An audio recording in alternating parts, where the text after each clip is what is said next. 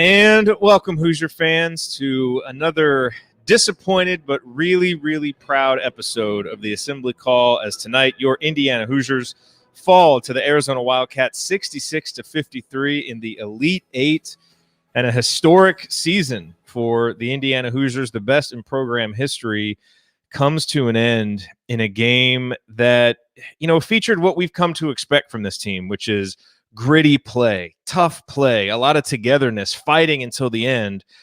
But, it was one of those games where Arizona, after kind of seesawing a little bit there, early on, and neither team really able to get into a rhythm, Arizona kind of took control there at the end of the first half, and they kind of maintained that control. And every time Indiana would kind of get it back and they'd get tied or they'd get within two, it felt like Arizona had an answer. And a lot of times, obviously, that answer came from Ari McDonald, who had a wonderful game for Arizona. But, this was a game that was much closer than the 13-point deficit. It's just one where the dam kind of broke at the end.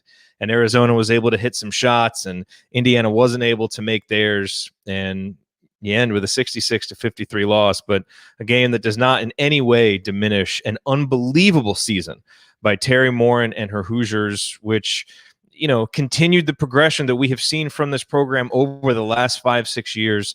And obviously the future is very bright for this program. On this night, obviously it's okay to be disappointed, and we all are, because we felt like this was a team good enough to make the Final Four, and the season ends tonight.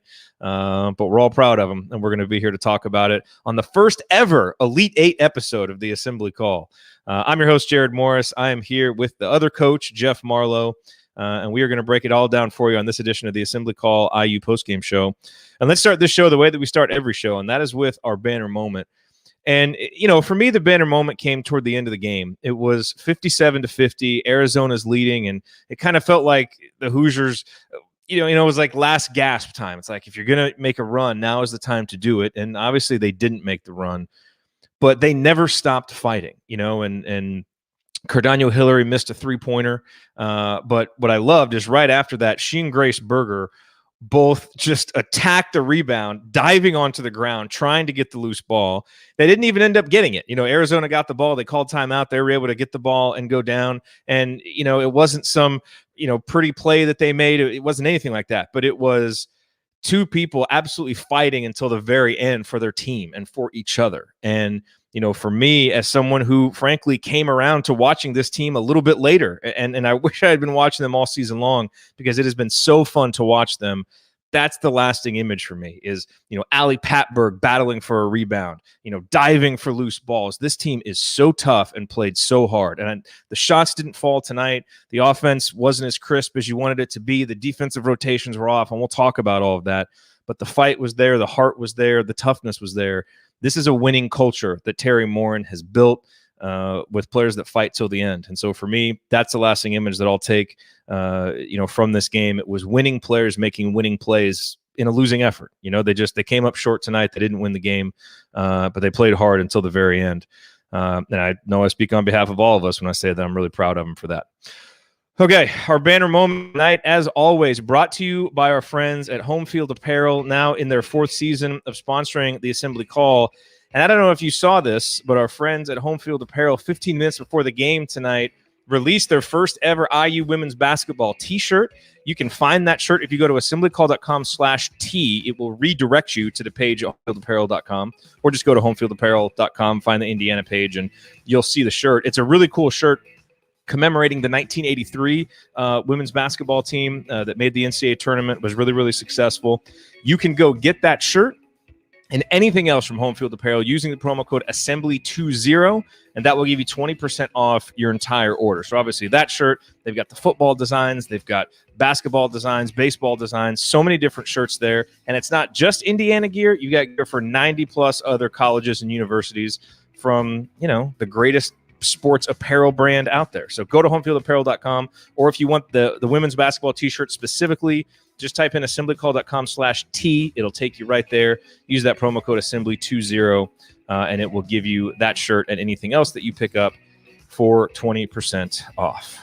All righty. Well, it is time to move the ball, find the open man, and get some opening thoughts from the rest of our team tonight. That is the coach, the other coach, Jeff Marlowe. And Coach, your opening thoughts on a tough night for the Indiana Hoosiers. Yeah, just tough night. It kind of the player, Jared, that summed it up for me was there in the fourth quarter. We're pressing, we get the ball, kind of a loose ball. Looks like we're going to come up with a steal, and just feel like 90 times out of 100, Ali Patberg makes that play, and the Arizona girl bats it away at the last second, and they get a wide open layup out of it. And that just kind of, to me, I think that's when I tweeted out that just kind of not our night. And the kids battled hard. That's the one thing you can say about this program. I've watched it a little bit, especially since Terry's gotten it going with the Tyra Bus group a few years ago. I've watched it pretty much anytime they're on BTN and I get a chance to watch them, I will. I haven't been to a game in person, but it's just really that culture that they play with. And I really thought they had a chance tonight, but the McDonald girl is a special type of talent. And at least right now in the tournament, maybe it's just one of those tournament runs, but she's that kind of kid that has that great tournament run that can lift a team, and she did tonight.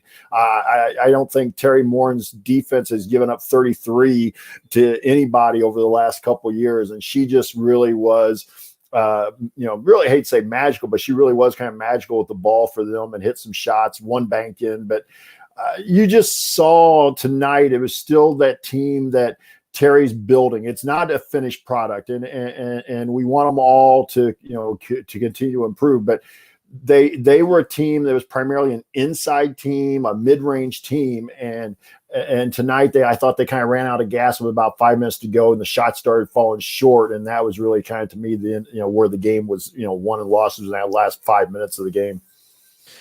Yeah, absolutely. And look, we'll talk about numbers later, but the number that's going to jump out to everybody, and rightfully so, is Indiana went 0 for 9 from 3-point range, and Arizona went 9 for 21 from 3-point range. And, you have a 27-point deficit from 3-point range. Mackenzie Holmes can score, 20 points down low, and Grace Berger can hit some mid-range jump shots, but you're fighting a losing math battle at that point,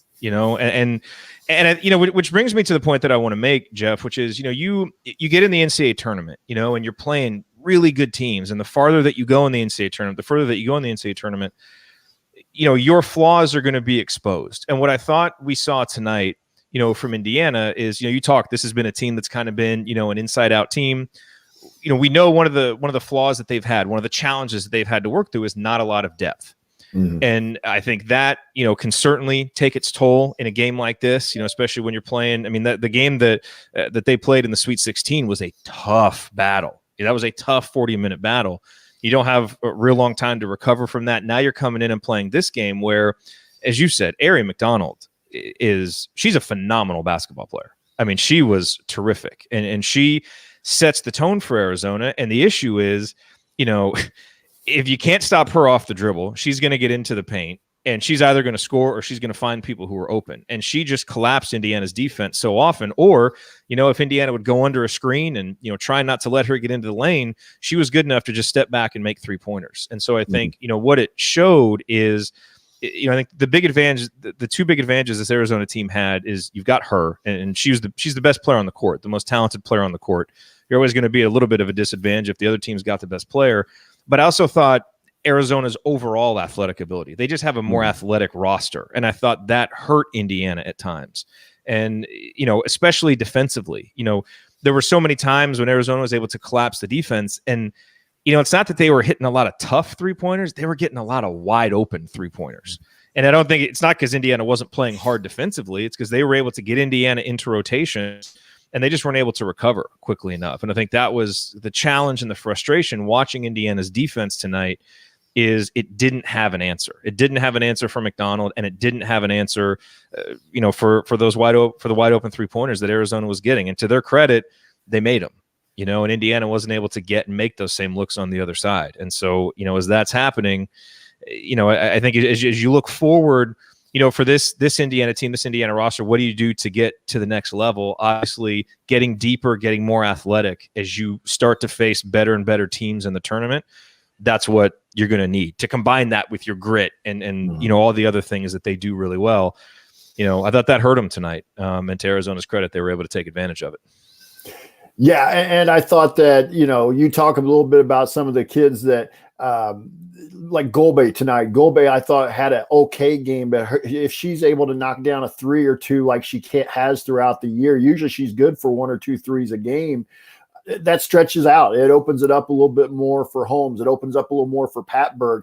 Cardano Hillary struggled tonight. She hit some free throws, but I don't remember her hitting a shot from the field. So they really had to rely on their three main studs. Whereas on Saturday against North Carolina State, they had 5 kids in double figures, and today it was only 3. And, those 3, I think if I remember, did my math right, they combined for, I lost my page here. I think I had them for 42 of the 53, something like that, 45 of the 53, something like that, 35, 47 of the 53 came from, Patberg, Holmes, and Berger.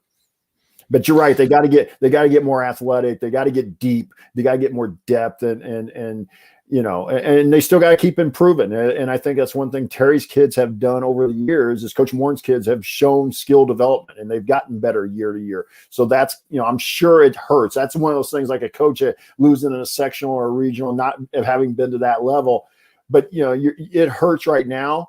But you got to try and find a way to get them thinking about next year is pretty quickly about, hey, how do we get back here? Because that's got to become the goal now.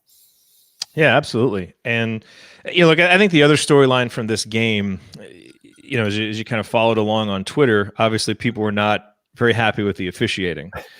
And I think there was some reason to not be very happy with the officiating on a night when the biggest story in women's basketball is a really, really bad no call in that Baylor-UConn game. Oh. Not a great night for officiating in women's basketball. But, I thought what we saw in the first half is, number one, they were letting them get away with a lot of stuff. The officials were letting this game be physical. And I thought early on, Arizona was the more aggressive team. I thought Grace Berger, especially in the first half, wasn't asserting herself as much as you saw her do late. I thought Allie Patberg early was phenomenal. When Indiana wasn't able to get much going offensively, I think out of Indiana's first 15 points, she had 8 points and 1 assist and was really the one person early that was keeping Indiana going. But it felt like easing into the game isn't the right term, but it felt like whether it was nerves or whether it was just kind of trying to get comfortable with how the pace of this game was going to be, it felt like Arizona was able to come out and be a little bit more aggressive early on. And part of that is just, when you have someone like McDonald, she's constantly aggressive, and so the rest of the team is going to feed off of that. But that's the other thing I think to me that kind of set the tone. And the officiating probably played into it a little bit. But at some point, if the game is getting called that way, then you've got to respond to it. And I thought Indiana really did, especially in the second half, after Arizona opened up that 8-point lead. That was a big-time danger zone. And it was a chance where, the dam could have broken then. But it didn't, because Grace Berger was like, screw this. And she took it coast to coast and scored. And then Allie Patberg did the same thing. And they, got some really tough rebounds. And then Mackenzie Holmes started going.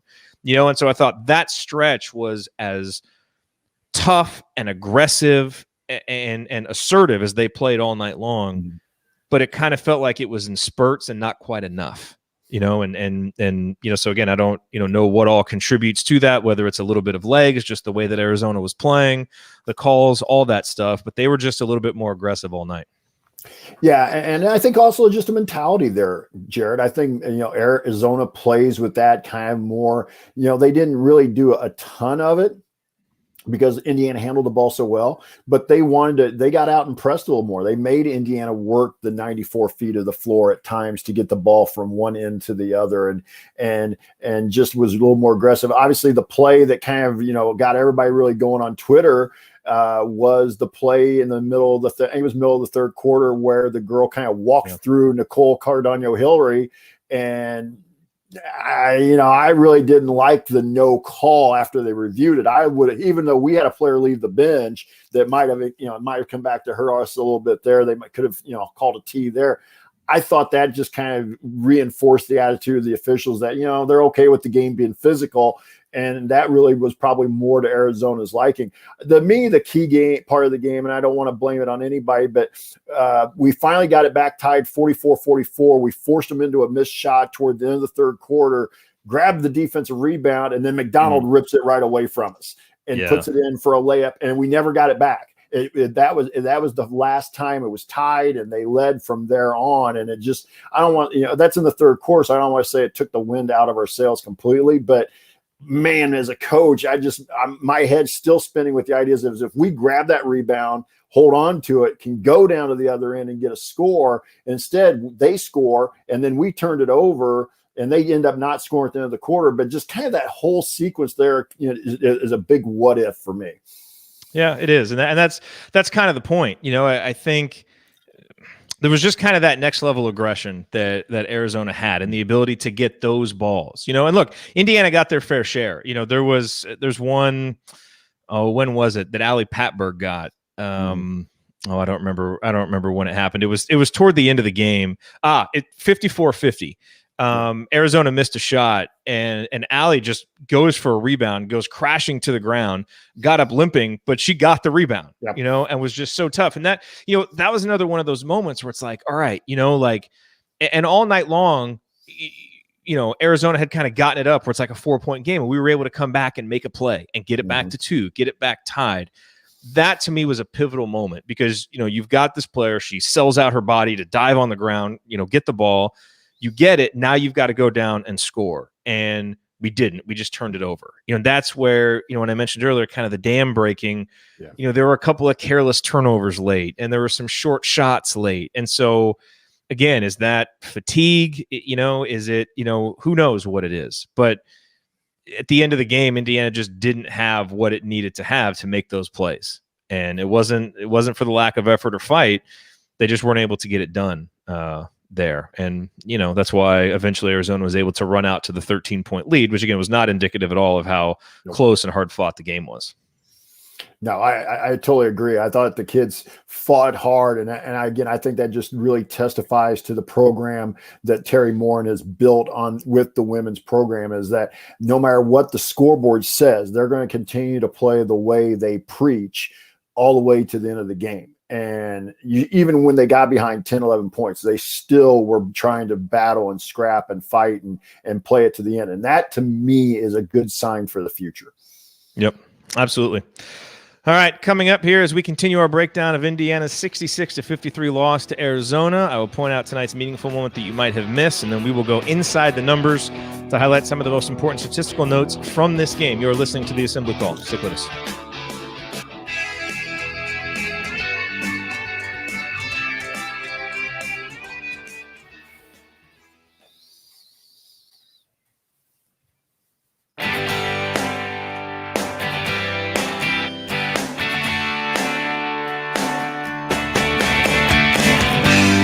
This is Lily King.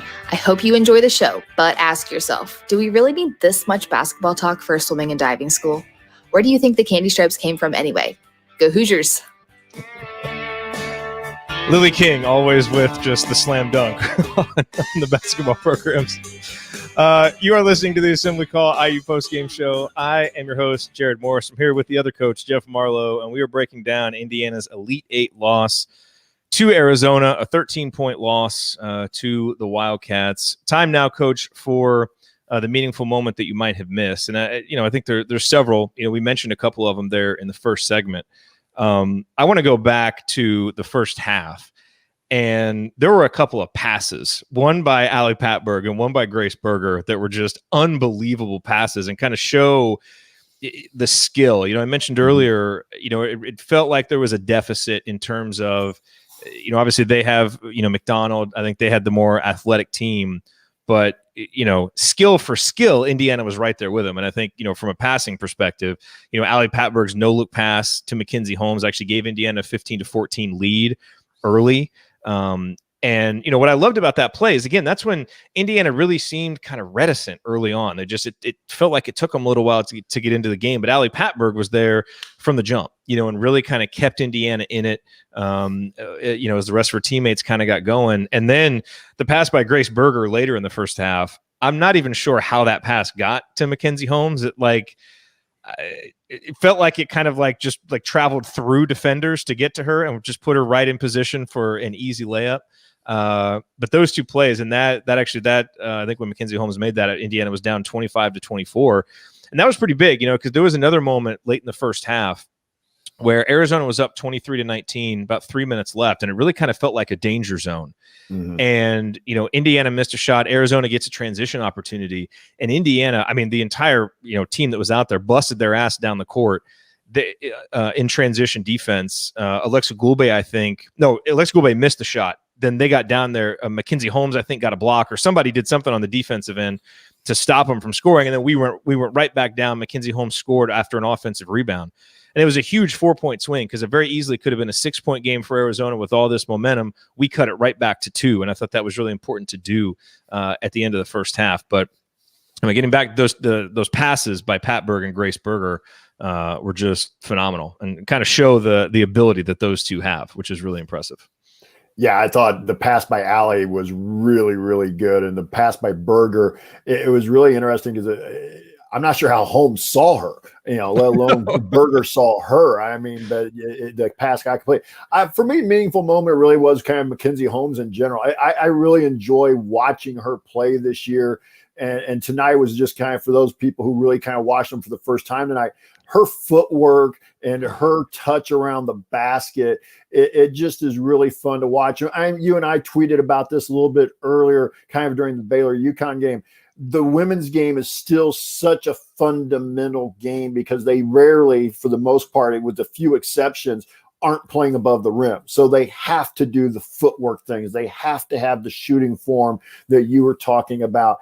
Grace Berger, not, as we mentioned, not really a three-point shooter, but kind of an old school game. She, that's, to me, it's meaningful because that's been lost in big parts of the game, not just on the men's side, but even some of the women's game. For Grace Berger, who plays that old school style, pull up, shoot a 15, 16 footer and really shoots it at a high percentage. Those are to me, the meaningful moments to watch those types of kids like Pat Berg and Holmes and Berger play with that fundamental. And I was trying to real quick look it up. Turnovers tonight. I think we ended up with nine turnovers for, in a 40-minute game. And they were one of the best teams in the country at not turning it over. So they're just a fundamentally sound, fun group to watch. Hey, Coach, will you remind, for people who haven't heard you on a show, will you remind the audience of your coaching background? Yeah, I spent, 16 years, or I should say 13 years at Rensselaer Central here, coaching the girls. I had 4 years before that at Caston. So I had 17 years of varsity girls experience. And kind of the end of my career was when Allie and those kids were, she was Miss Basketball either my next to last year or my last year here at Rensselaer. Obviously, we didn't play them, but, everybody knew who Allie was and kind of knew who she was coming through. But, so, yeah, I had been on the girls' side for a long time and, had spent 25 years in total coaching as well. So I'd been 8 years in the boys program before I moved over to the girls' varsity at my two stops. But it's fun to watch. That was the one thing I did enjoy about me personally coaching girls was it was still a fundamental game. It was, they wanted to soak up fundamentals, footwork and passing and shooting.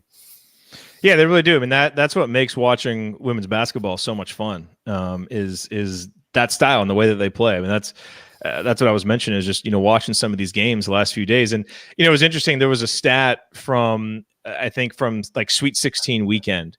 On the men's side, the shooting was just atrocious. Like Villanova wins or someone won like going 3 of 17 from 3-point range, and I think the men in those 8 games shot like 24% from 3-point range. And in the Sweet 16 games for the women, they shot like 40%, and, look, small sample size, whatever. But, you do, like, I was always impressed with, how good the shooting mechanics are. And, going back to what you talked about with Mackenzie Holmes, her footwork looks so good. It looks like she's traveling, but she's not, like it's so good and so quick. And she has so many, moves and counter moves. It's a joy watching her in the post. And shoot, she had a good defensive day today too, with 5 block shots. I was thinking as I'm watching the game, Allie Patberg is such a good all-around player. Grace Berger is such a good all-around player. And you could probably argue that those two are better all-around players than Mackenzie Holmes. But Mackenzie Holmes does what she does better than anybody on the roster. And that is be in the low post. And if you can deliver her the ball, she will get it up on the rim. She just has an incredible ability to get it up on the rim softly, and that's why she's able to go, 9 for 15 tonight. And a lot of those are really tough looks, and so, for a big stretch there in the second half, Indiana's ability to get the ball into Mackenzie Holmes, really allowed them to stick around and stay in it. And it felt like if they were able to maybe get her a few more touches late in the game, that might have helped. They weren't able to. And obviously some of that was, kind of Grace and Allie really had to force the issue a little bit and try and get some shots up, and they missed them. And that's kind of why the dam broke and Arizona was able to run out to that big lead. But she was impressive, and she's had a terrific, season, obviously being named an All-American, and, has just an incredibly bright future for this Indiana program. Yeah, and I just think the program's incredibly looking bright going forward. There's a lot of talent coming back. It'll really be some interesting things. Will Patberg come back for her extra year? I mean, he'll be like her 7th year of eligibility, I think. But it'll be interesting to see. Cardano Hillary, I would expect her to come back. I really would expect her to come back. But, and so those, a couple kids, but.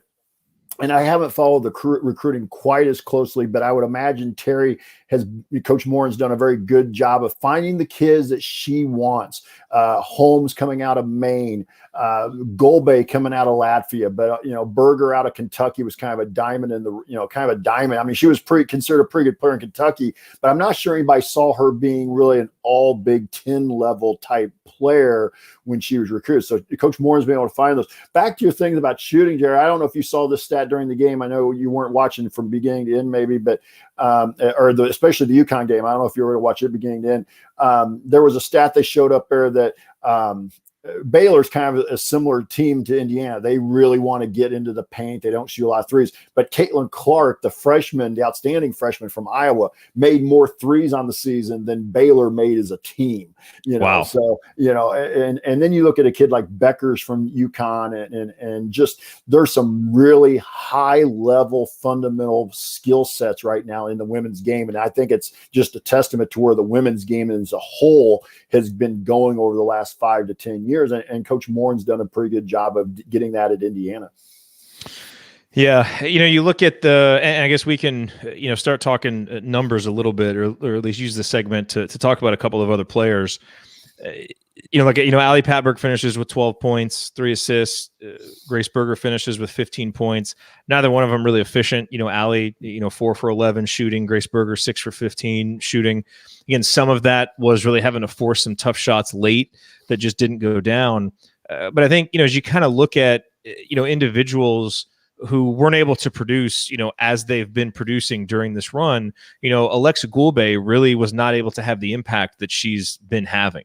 Mm-hmm. It seems like every game that I've been watching at least 2 or 3 times, she's just able to take the ball on the baseline and just school people, and get a bucket. And she finishes with 3 points, 9 rebounds and 5 turnovers, played hard, but just wasn't able to get in the kind of rhythm that we've seen from her. And that's, the challenge there is, she's, one of your taller, more athletic players as well, and again, I think this is a game where that athleticism was really going to be needed, and so, her inability to produce as she's been producing was tough, but it was a tough matchup, and it certainly wasn't for lack of effort. And I think the officiating may have affected her as much as it affected anybody. So, those stood out to me. Any other kind of individual lines or individual stats that stood out to you from this game? Yeah, and I'll kind of piggyback with that with Golbe a little bit. And the great thing about Lex is she can guard multiple spots. So that's one of the things that really makes her valuable, and you really don't want to take her out of the game, even though she struggled a little bit tonight. But like I said, she led the team in rebounding with 9.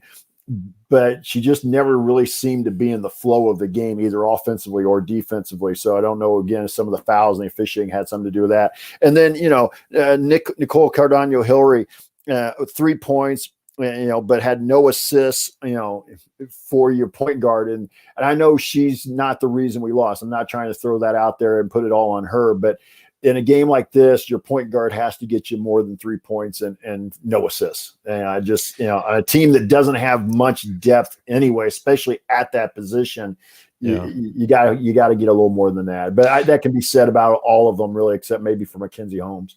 I would say this in her defense in a game like this is she had the toughest defensive matchup in the whole tournament, trying to guard McDonald. Yeah. I thought early in the game, and really look throughout the whole game, her desire to compete in that matchup, she doesn't have the athletic ability that McDonald does. I mean, it's just, some people are just quicker with the ball than your legs can move to stay in front of them. And that was the case there. But man, did she compete.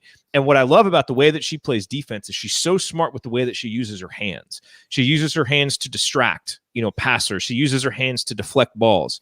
And she was able to do some of that. She only got one steal. I don't know how many deflections that she had, but she was really able to do some of that, and kind of be a pest and at least make it challenging. And I thought there was a stretch kind of in the middle of the second half, and maybe it was getting a little bit tired. Maybe it was, kind of our natural human inclination that when, we're in a matchup like that and it's just like, I can move as fast as I can and I'm not going to stay in front of her. It seemed like defensively she got a little bit frustrated or kind of took the easy way out, going under a screen instead of fighting through it. And that hurt us a couple of times. And I thought towards the end of the game, she was right back to competing on the defensive end like she was early on. But that to me was so impressive. And so if you're looking at that and you're saying, okay, you're going to get this matchup with McDonald, you got to make it as tough on her. She's probably going to get 30 points, but at least make it tough on her. If you're going to struggle to give us, to make shots because your legs are tired because of this matchup or whatever, some other people need to pick you up. Yep. And unfortunately that was kind of the thing is, you got some good production from Allie and Grace, not their usual efficiency. You got kind of a normal game from Mackenzie Holmes, but that's where, probably one of Allie or Grace probably had to just kind of go next level and maybe get up into the mid-20s, or you needed what you've been getting from Alexa Gulbe, and that just didn't happen tonight. It just didn't. Yeah. And when you're only really playing with 5 people like that, you just don't have any margin for error. Yeah, and you had 3 kids that played 39 minutes tonight, and Holmes played 36, and Cardano Hillary played 37. So your starting 5 was pretty much an iron 5. And I will say this for Nicole. I mean, this is a kid that, for people who haven't watched them play, this is a kid that's the all-time leading scorer in A10 women's basketball history. She had started her career at VCU before she transferred in, and she's accepted a kind of a reduced role or at least a different role. She's become just that pass first point guard, and as you're talking about, just a tenacious defender. And credit to Terry Moore for being able to get her to buy into that as a way to help this team, because she does a lot of times just lock up on that point guard for the other team and really, really create a lot of havoc and a lot of stress on the other team's ball handler. Tonight, Ari McDonald was just a little bit different beast in terms of that of point guard that she really struggled with the speed. But I'm not sure there aren't very many point guards in the state or in the country that can guard Ari McDonald one-on-one. And it'll be interesting to see how they do going forward from here in the Final Four. But I will say that Nicole has really done a good job of I don't want to say retooling her game, but accepting a much different role than the one she'd had when she transferred in. Yeah, the other numbers, we talked about the 3-point shooting. I mean, that's going to be probably in the first sentence of every game recap of this game, as Arizona goes 9 for 21, Indiana goes 0 for 9. And the other thing is really rebounding. I mean, Arizona out rebounds Indiana 42-34. They get 11 offensive rebounds. And some of those are really key rebounds. Second chance points wise, Indiana had 8 second chance points. Arizona had 12 second chance points. Arizona 9 for 18 on layups, Indiana 11 for 25 on layups. And that, that was kind of the other area that stood out, is Indiana did get some good looks. Grace Berger had a couple good looks, close in that just didn't go down, and if you're not going to make threes, you've got to make free throws, and Indiana was able to have the advantage at the free throw line, 13 of 17, but they weren't able to capitalize on some of the other opportunities. They weren't able to get out in transition, only 3 fast break points. Again, I think the lack of depth and Arizona's advantage from an athletic standpoint really hurt Indiana's ability to push it and get any kind of advantage. But when they did get an advantage, they weren't able to convert. And that kind of hurt the offensive efficiency there. Any other numbers from a team standpoint, Jeff, that jump out to you? Well, I will say this defensively, I felt it seemed like Arizona was shooting better than they were, but that was probably because the 9 of 21 on threes. But overall, IU held them to 39% from the field. And if you would have said before the game that we were going to hold them to 39% for the game, I would have really been liking our chances. But we only shot 36%. So, and like you said, just that 27-point margin there on the threes really kind of comes back to be the significant number. The other thing I was going to point out, and you already did it, was the rebounding. It wasn't a huge margin, but the 11 offensive rebounds, probably those 4 extra, possessions, 4 extra shots that you got probably out of those 11 rebounds there, because we had 7. We had 7 offensive rebounds, so that's why I say 4 extra. Yeah. That probably comes back in a game that's a 13-point game, and as we've mentioned already, really wasn't a 13-point game. All of those come into play and add up, So, but I thought if you had told me before the game that we were going to hold them under 40% shooting, I would have been feeling really good. Well, I mean, to your point, I think that's one of the things Indiana did the best in this game. I mean, they gave up way too many wide open 3-pointers, and Arizona was able to make them. But the interior defense was really good because, Indiana played tough. Mackenzie Holmes was not giving up anything in there. And when Arizona's players went in there, no matter who was guarding them, was making it tough and physical. And so, they weren't able to convert as efficiently from inside as they were from outside. And unfortunately from outside, it was just the looks were just too good. That's part of the problem is, Arizona did just shoot really well. But, when you get this far into the tournament, the teams are probably going to be pretty good at stuff, and if you're going to give them shots that wide open, they're probably going to make them. And I'm sure that, Terry Moore, and if she's going to watch film of this one, that'll probably be the thing that frustrates her, is just how many wide open looks they were able to get. And I don't, as you look back on, is there anything that you think Indiana could have done defensively? Because that's kind of where I ended up looking at. It's like, they're playing hard, but if you can't keep McDonald out of the lane, and again, you've got, you don't have much depth back there, it's going to be pretty hard by the end of the game to stop that against a team that's that athletic. So was there any adjustments you thought they could have made or things they could have done differently to prevent some of those? I tweeted it right before halftime, and I was wondering if maybe they'd play a little bit zone in the second half.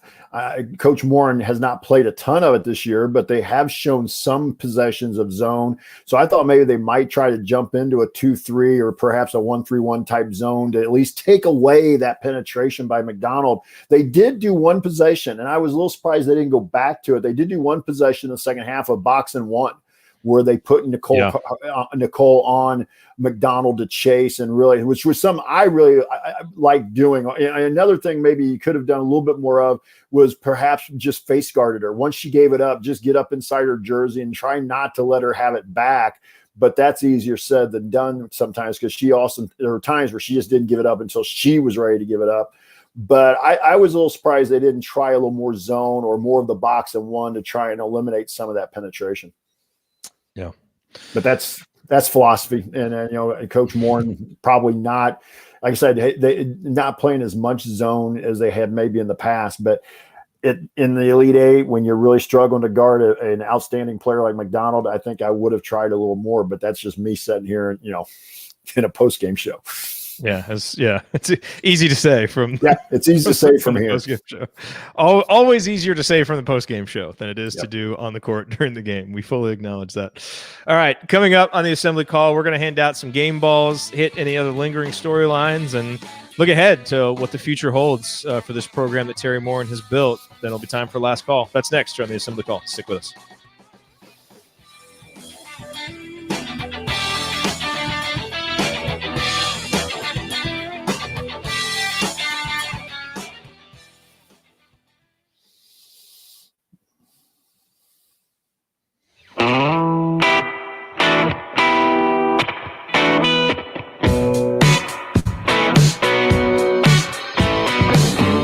Hi, it's Thomas Bryant. What's the only thing better than being Kentucky in the NCAA tournament? Celebrating it with friends afterwards. Join Jared, Andy, Ryan, and Coach after every IU basketball game. Go Hoosiers.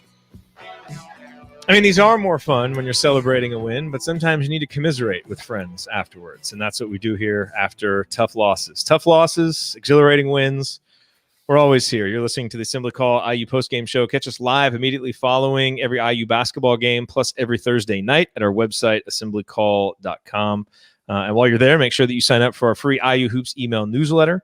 Over 7,000 of your fellow IU fans have subscribed. That newsletter has always focused on the men's team, but we have really worked hard this year to open that up and spend a lot more time focusing on the women's team, as they are obviously just such a great team to follow, and probably should have been doing it all along, but we are doing that now. So if you're a fan of the women's team, that newsletter will keep you up to date on them as well. And you can also text IU to 66866 to subscribe to the newsletter. That is IU to 66866. All right, I'm Jared Morris here with the other coach, Jeff Marlowe, and we are finishing up our breakdown here of Indiana's loss tonight to Arizona, ending a wonderful run in the NCAA tournament, the best run that this program has had in the NCAA tournament, getting all the way to the Elite Eight. Coach, it is time now for game balls. I will let you go first with your game ball. Sorry, something was going on my computer. So I'm going to go with Mackenzie Holmes just because 20 points, 8 rebounds, and just thought she really kind of helped us stay in the game when we really, needed her in that third quarter. So I'm going to go with Mackenzie Holmes. Obviously, a Grace Berger or an Allie Patberg was in consideration, but I'm going to go with Mackenzie Holmes. Yeah, Mackenzie Holmes gets it for me too. Leads the team in scoring, obviously with the 5 blocks. I thought she was kind of the rock for Indiana on both ends of the court, and really impressive. And for just being a sophomore, I mean, she has an incredibly bright future with this program, and showed tonight all the skills that make her so good. She just has an incredible feel for the game, and they've showed. I mean, every single game they've shown the video of her in Maine with it snowing, and she's outside playing, which took me back to my childhood, in Indiana, snow, whatever, we're outside playing basketball. Yep. That's what we do. But, you can, I was talking to my wife about this, I was like, if you're a basketball person, you can tell if someone is good at basketball within like a couple minutes of watching them do some things. Like the way that they handle the ball, the way that they shoot, for a post person, their footwork, the way that can they get the ball softly up on the rim. Like there are certain things that you just watch for and you're like, okay, that person has been playing basketball their whole life. They know what to do. Like Grace Berger is a great example of this. She is just a baller. You watch her play, the way that she dribbles, the way that she shoots, the way that she just competes, which, by the way, I've got a Grace Berger moment that we have to talk about here in a minute. But that's the thing about, everybody on this team, they're so skilled and just so, typically so confident in what they're doing, and that just comes from hours and hours and years of practice, and like Mackenzie Holmes being out in the cold, working on her post moves all the time. You can tell like she's confident in them. She's comfortable with them. She's quick. She's assertive on the block. It's so much fun to watch a post player who's able to do that. So a very worthy recipient of the game ball tonight for her. I forgot to mention this in the meaningful moments, but my favorite moment of the night from Grace Berger. When was this one? Oh, shoot. I want to get the exact time right, but I may not be able to find it. But we were down. Yeah, I think it was when we were down like 55-48 maybe. We were down by 7 or so. And she had kind of been getting into it. I think maybe it was Baptiste that she was getting into it with. And so she comes down and kind of got that ISO on the right wing, and you just knew she was going to take it. And she kind of started going between her legs and kind of getting herself ready, and then just rises and fires for that 15-foot jump shot, nothing but net, and kind of, gives the stare down after that. And I got to tell you, one of my favorite things about watching this play is the emotion that they play with. The emotion that Allie Patberg has, the intensity, and the fact that, Grace Berger is confident enough in herself to, go right up, challenge the girl, shoot a shot in her face and stare her down. I like that stuff. I like trash talk. That's my kind of basketball, which is why I love Ari McDonald. I think she's so much fun to watch. I love her energy. It really looked like she and Nicole Cardano-Hillary were really going at it early. And I couldn't tell, like, she would make a shot and she was kind of like clapping and staring. And I couldn't tell if she was doing that to someone in the stands or if she was kind of getting in Nicole's face with that a little bit. But I love the way our team plays because we don't back down from that kind of stuff. And that's my kind of basketball. And I was just going to say there, Jared, that's something, if you go back 10, 12 years ago, that was kind of something IU women basketball were, though. That just shows you the mindset that Coach Morin has really changed here, because it used to be, it was almost like they were waiting for the other shoe to drop. It was just like, oh, okay, we're playing okay, but then somebody makes a run and it'll just get away, but that doesn't happen as much I don't think it happens at all anymore. And it kind of started with that last couple years of Tyra Buss and Amanda Cahill, where they started playing a little bit more of a chip on their shoulder of like, no, we're here, we're good, and you're going to have to deal with us. We're not just going to roll over and go, and fold up. That's where I think that Coach Morin's minds, at least to me, that's a coaching thing. That's a mindset. That's a philosophy that you're going to be physically and mentally tough to where you're not just going to let somebody, kind of steamroll you into a 25, 30-point game. No. We're going to battle and we're going to make sure we stay in games and we're going to find a way to win. I want you to play with that chip on your shoulder. You were talking about Grace Berger earlier. For me, Allie Patberg, the word's just winner. You look at a kid like, that's a kid that just makes plays. Now tonight she didn't make enough plays, but 9 times out of 10, when you watch this women's team play, when it's that play that really comes down to a winning time, it's been Allie Patberg making that play. And that's, to me, the kinds of things that's an intangible that you can't teach. And I thought there was an interesting article on ESPN.com over the weekend about her time at Notre Dame and about how she had really lost her confidence. It really had cratered. And Terry Morin was quoted as saying that she really came to IU almost as a broken player. And you see her now, after having set out the year she had to set out on the transfer. That's a kid that plays with a swag, and there's more.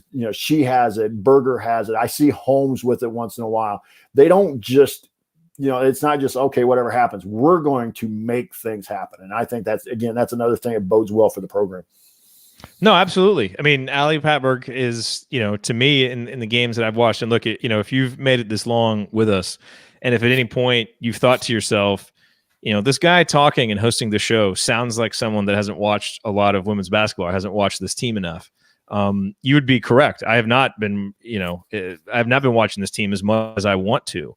But I really got into it here toward the end of the season in this tournament run. And as I mentioned on Twitter before, really regret that I didn't get into it, that I didn't listen more to Richie and Joel and Ari and some of the folks who were saying, this team is so much fun to watch, and they are. And these are some of the reasons why, because look, we've watched other basketball programs, teams at this university not play with that same kind of fire, not play with that same kind of edge, and watching a basketball team that does that, it just gets you excited watching them. Because it's like, okay, I'm behind them, and that part of what this team brings is so much fun. And you're right. Like that's that's got to be built into your culture from the coach, but then you've also got to recruit the people who will do it, because not everybody has that personality. But I feel like you can have a basketball team with some quiet, maybe a couple of quiet people who aren't really into that, because they can still feed off the energy of the people who are, and take their confidence and take their aggression from those people, and that, to me, and that's why I was so impressed with what Allie did early in the game, because she really brought it, when it kind of felt like everyone else was easing into it a little bit. And that would kind of be one thing that I would say, for Grace Berger, who I think is a phenomenal talent. I mean, the things that she can do, how good her fundamentals are just as a ball handler, as a shooter, her court vision, her passing, her defensive instincts. I mean, she's got the total package. To me, just watching the game, she's clearly this all-around player on the team. And maybe I need to watch more. You might tell me that that's wrong. That's just my initial impression, from watching the games that I've watched.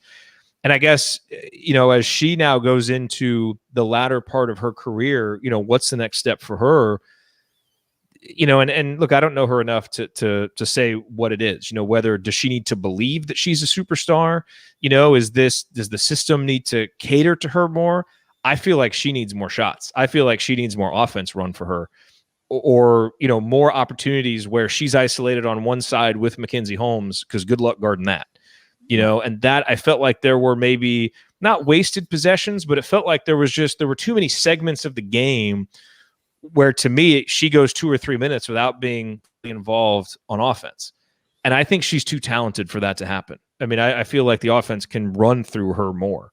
And maybe that's something that we see as she gets older, but I'm just so impressed with her. She's such a good player. And there were stretches in this game, as we mentioned earlier, where she really did, just kind of take over. It's like, hey, we need a bucket. I'm going to go get one. And a couple times she didn't convert, and late she missed some of those shots. But, if I'm the coach or just as a fan, I will live and die with her being assertive and being as aggressive as she can possibly be. I think she's terrific. Yeah, and Grace will be is terrific and is going to be even better in the future. I think the one thing that her game now has to make the next step to, and we talked about her kind of old school game, but she has to develop a 3-point shot. She has to be able to at least draw defenders out a little bit farther to her, and that will open up things for her and Mackenzie Holmes, coming back, even to a certain degree, and Alexa Golbe next year, who we know will be back. But I agree, there are times this year where she was getting plenty of shots. Now, again, tonight didn't get as many shots maybe as we would have liked for her to see. But this is, she had 2 triple doubles, I believe, this year. So this is a kid that has I totally agree with you. I think there's still a ceiling up for her. She is not maxed out her talent level yet.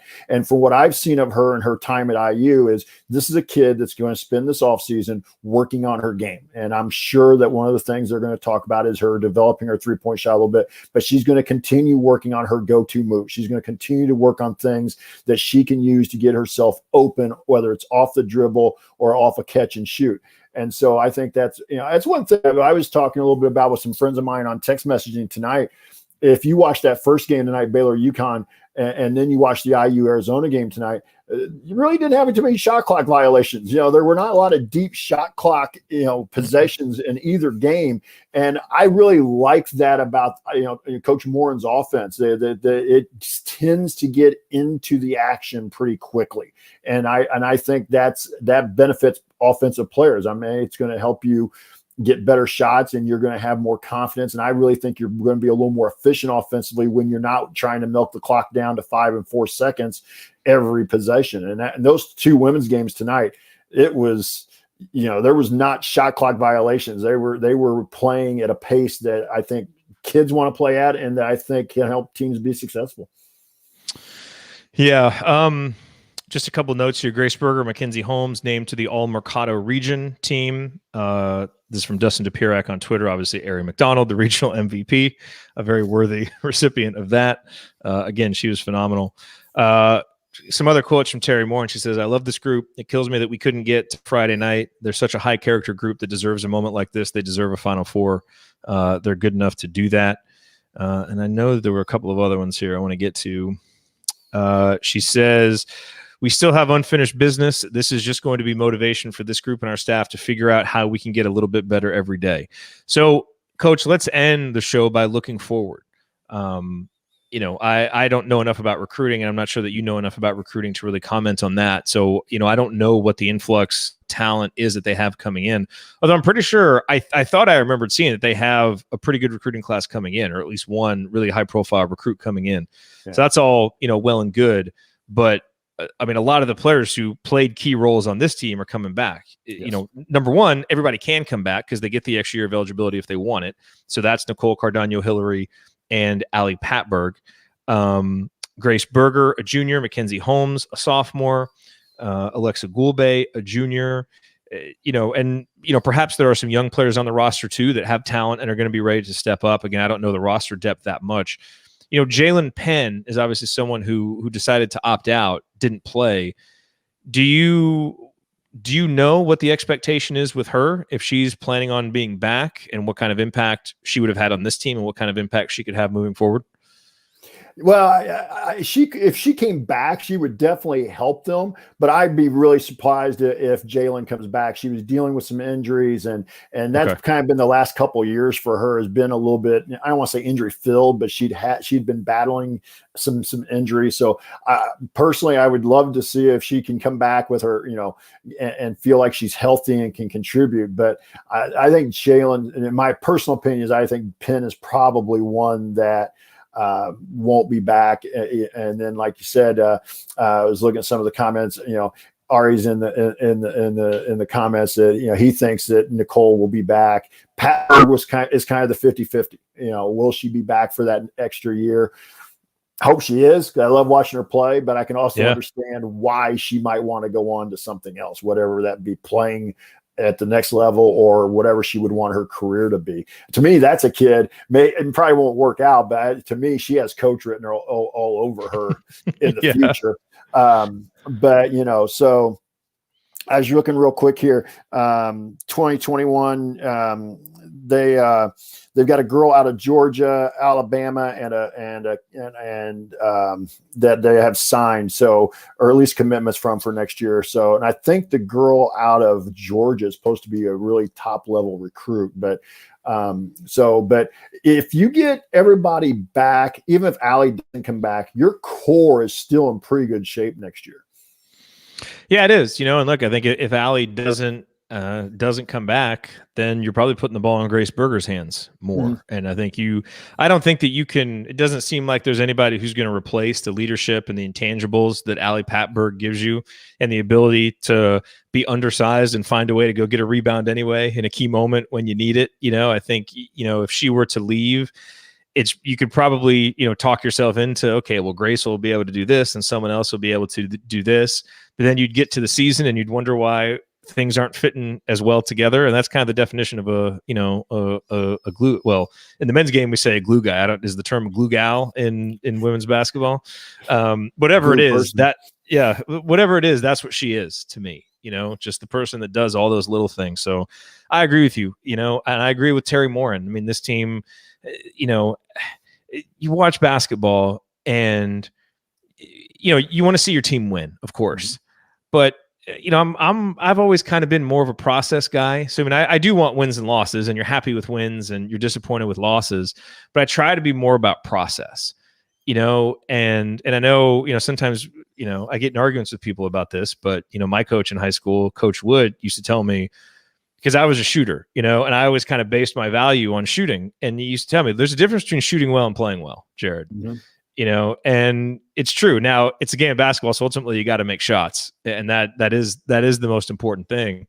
And so if what happened tonight, motivates the team to take, 500 3-pointers every game, well, all the better, because you certainly increase your chances of winning when you shoot better. But what I always like to see from the teams that I'm watching are, do they play with a purpose? Do they play together? Do they play with a toughness? Do they fight back? Do they seem connected on offense and defense? And gosh, this team did, and that's what made them, to me, so fun to watch. Even on a night like tonight, when it didn't work, they lost by 13, the shots aren't falling, it was still fun to watch them, because you kept believing. That's kind of the visceral thing with a team, to me, is when you're watching a team and they're losing, are you viscerally just kind of like waiting for them to come back and believing it'll happen?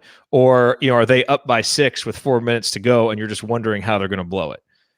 And this team was the former. It's like, okay, they're down by 7. There's 2 minutes left. I don't know how they're going to do it, but they're going to find a way.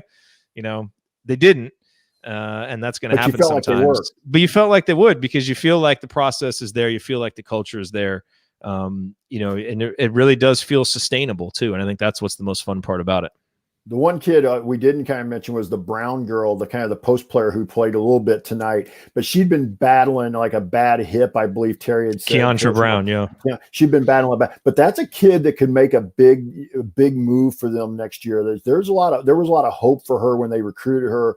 And then the other girl is Paige Price, who I believe actually enrolled at Christmas time, played a little bit, but I was looking online and Coach Morin made the comment that they felt like she was the best player in Australia, and she's like an Australian kid. So there are some kids there, and plus you pull in a couple of the recruits we talked about. that really will kind of fill in some of that depth that they really maybe were missing this year.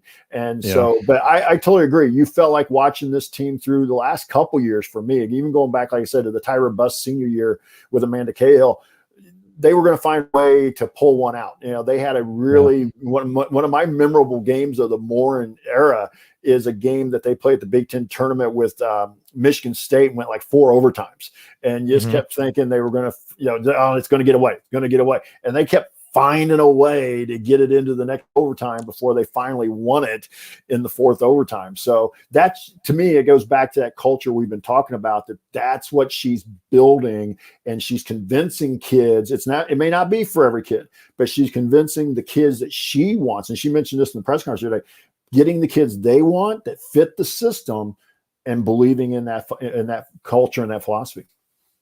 That's how you win. That's how you sustain it. That's how you do it. It's such, and to me, and I know we aren't trying to get into this, but it's really what I see across the entire Indiana program. Tom Allen, Steve Aird with volleyball, Jeff Mercer with baseball, Terry Morin, that mentality. And I think that's going to continue to get better for our other programs. And obviously the one that we spend a lot more time with is going to get there as well. But that's what they're trying to build across 20 sports or whatever it is in Bloomington. I know the one program that doesn't have it going. That's the one that we obsess over and keep doing these post-game shows for. we chose poorly. Hopefully that'll turn itself around. All right, Coach, let's get some final thoughts here. I think we were all hoping this was going to be a triumphant show and start looking forward to Friday. But, as we've seen, sometimes programs have to take steps, and this program is really doing it. You win the NIT with Tyra and Amanda. And then, after that, you get to the NCAA tournament. Now you make an Elite Eight. What's next for this program? Win a Big Ten title, make a Final Four. Think back 3 or 4 years ago and think about what it would have felt like to exit a season and start looking forward to the next season where those are realistic goals, and not just realistic goals, but we're actually saying to yourself, all right, for there to be progress, you actually have to get to that point. That means that you've really achieved something great so far. And that's what Terry Morin has done, is put this, she has put, and all the players obviously too, have put this program in a position where we're having conversations about them that we've never had in the history of the program. And that's really, really special. Even on a night that's disappointing, that's really special. I totally agree with that part. I think you have to get to places like an Elite Eight before you get to a Final Four. I think it's really hard to go first time to the Sweet 16 and the Elite Eight and then go to the Final Four. Would it have been nice? Yeah, it would have been great. I wish we were talking about a win tonight. But I think you think of it as like stair steps. You got to climb the first step in front of you. And Coach Morin is doing that with this program. And I even go back, again, that Buss and Cahill group that won the women's NIT their senior year. That, to me, is where you really kind of get the jump point for where they are now, because I think gave them a belief that they could compete. And so now, yeah, do you win every year? Maybe not, but I think you want to get yourself in that position where you're competing with Maryland and the other top teams in the Big Ten for a Big Ten title, a Big Ten tournament title, and then hopefully becoming a second weekend type tournament team on a regular basis. One thing we don't see as much maybe in the women's game is those upsets like you see in the men's tournament. You rarely see a 15 beat a 2, a 14 beat a 3 in the women's game. It does happen. I'm not saying it never happens, but it's not as common as you will see. And it's, so if you're getting into the tournament and you're a 1 through a 5 seed, you've got a pretty good chance to get into the second weekend. And I think that's what you're going to try. And I think that's the goal for Coach Morin going forward, is they want to be that type of program. And I don't see why they can't be with what they're building. I agree. Any other final thoughts before we wrap up? I just want to thank you for letting me be on tonight, and hopefully everybody enjoyed us talking about the women. I know I'm in a little bit of the same boat. I get to watch them when they're on BTN or once in a while on ESPN, but it's hard sometimes, obviously the pandemic, but with where we are in Rensselaer, it's hard to get down to games on a regular basis. But if you live close to Bloomington, I think the season ticket package is still pretty cheap for the women's team. Sign up for the women's season ticket package. I think you'll enjoy the product, and I think it was fun to do this night talking about the women, and I think they're building something special. I agree. I've had so much fun watching them. And again, I thank all the people who all season long were pointing out how great this team is and how much fun they are to watch. And to all of you, you're absolutely correct. And I look forward to following this program a lot more closely, because there's so much to like about them and the brand of basketball that they play. And just, like I said before, when I'm watching basketball and you see people with the heart and the fight and the desire and the toughness, that these ladies showed, in the games that I watched, it was really impressive. Mm-hmm. So, to everybody who's here live and who's listening, we appreciate it. And to the women's team, just, our hats off to you. An incredible season, a historic season. It always sucks on a night like tonight. It sucks in the first hour after a loss, because you're thinking what might have been and all this other stuff. But, I think once we get a little bit of perspective on the season and realize what they did and the journey that they took us all on, it's something that we'll be talking about for a long time. And hopefully it's just a stepping stone. Hopefully it's not the pinnacle, and 20 years from now, we're thinking back about, that Elite Eight team is like the high water mark, but I think the best tribute that this team could ever get is that they helped propel, they were the shoulders that the Final Four team or the eventual national champion stood on, but this team had to get to this point. They ran into a team tonight. There's no shame in losing to a team that played better than you, and Arizona played better than us tonight. I don't think we played as well as we could have, but they beat us, and as Terry Morin said, this team deserves to go farther, and hopefully they'll put in the work this offseason. I have no doubt that they will. And next season they'll be ready to go even farther. So, yeah. And I want to echo what you said. Congratulations to Coach Morin, her staff, everybody that's connected to the women's program, and those young women who have represented the university. And at least from what I can see, they've represented the university very well. Yep. Absolutely. Okay, well, that is going to do it for us on this edition of the Assembly Call IU Postgame Show, the first ever Elite Eight edition of the Assembly Call IU Postgame Show. If you want to ever see us do the show live and be part of the live chat, make sure you subscribe to our YouTube channel at youtube.com/assemblycall. And don't forget to get on the newsletter list. Go to assemblycall.com or text IU to 66866 to do that. Special thanks to longtime listener Bob Thompson, who produces a lot of the music you hear on the show. And thank you for listening. We'll be back for AC Radio on Thursday night. Until then. Take it from me, native Hoosier Mark Titus. Keep your elbows in and your eyes on the rim. And go Hoosiers. Thank everybody for coming out. All right, I got to get out of here, folks. Thank you. Damn, I got to get rid of that drop. I click on it just as a reflex, but I got to get rid of that. Okay. All right. Well, thanks everybody for being here. That was fun. Yep. It was fun. It would have fun. been more fun if they won, but it was fun. We got to try. Hopefully, it's going to be sure. Once we get into the heat of the season, it's just doing the men's games is such a difficult schedule as it is. But I really would like to do some more of these. Hopefully we can get someone who's a little bit more qualified than me to host it. But I plan on watching them a lot more. So. Hopefully I'll be more qualified next time. Yeah, and but at least tonight you felt like they got beat by a better team. We didn't play. It wasn't us not playing well. Arizona tonight was the better team, and they deserved to win. I mean, it wasn't the other way around where we played so poorly that we gave it away. They were the better team for the most part tonight. And I'm okay with that. So yep. I am too. All right, Coach. Thank you. I'll see you inside the community. And thanks, Jared. Everybody in the chat, thanks. Say it again. See, we're going to have a happy hour. Happy hour Wednesday. That's right. So I'm hoping talk about all the news that's been happening. Yeah, I hope to be in there. I got to pick up my son from a baseball practice, but I hope to get in there for a little bit. Okay, good. That'd be great. All right, everybody. Have a good one.